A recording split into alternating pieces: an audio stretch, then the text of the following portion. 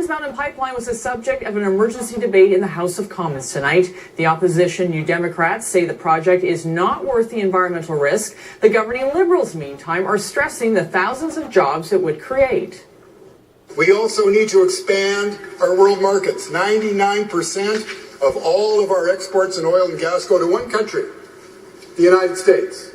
The Trans Mountain expansion will enable us to open up new markets in the world at a better price. It's our coast, it's all of our coast, and we'll defend it. If the government has any doubt in their minds about the seriousness and the diligence and the determination of the people of British Columbia, they are beginning to find out. I ask them not to find out anymore, to listen, refer the question to the Supreme Court, work with the Premier of British Columbia, stop bullying him, and understand that when we stand up for our coast and we stand up for our future generations, we are standing up for all Canadians. Meantime, back here in BC, opponents of the pipeline are outlining their next steps in the fight against Kinder Morgan. It follows Sunday's summit in Ottawa, where the Prime Minister vowed to push ahead with the project. Ted Chernecki reports. Native leaders in Vancouver responded today to the weekend summit in Ottawa by declaring once again the Kinder Morgan pipeline will never be built.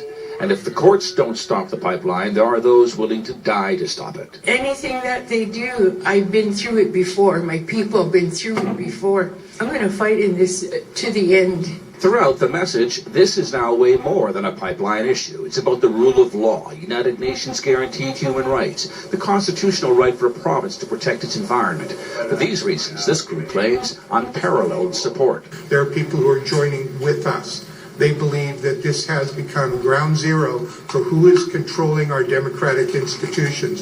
Is it the people of our country, or is it the multinational corporations? But that's not how all Native leaders see it. It's not true here in British Columbia that there's wall-to-wall-to-wall opposition on the part of First Nations to the completion of the Kinder Morgan expansion project. There are 43 communities, probably more now, that have reached mutual benefits agreements with Kinder Morgan. Meanwhile, the threat of rapidly rising gasoline prices in BC took another step closer to reality with the introduction of new legislation in Edmonton today. We cannot in this country go forward in a way that allows one veto to shut down every national project. Alberta's Bill 12, if passed, would give that province the power to issue licenses to companies exporting everything from crude to refined petrol.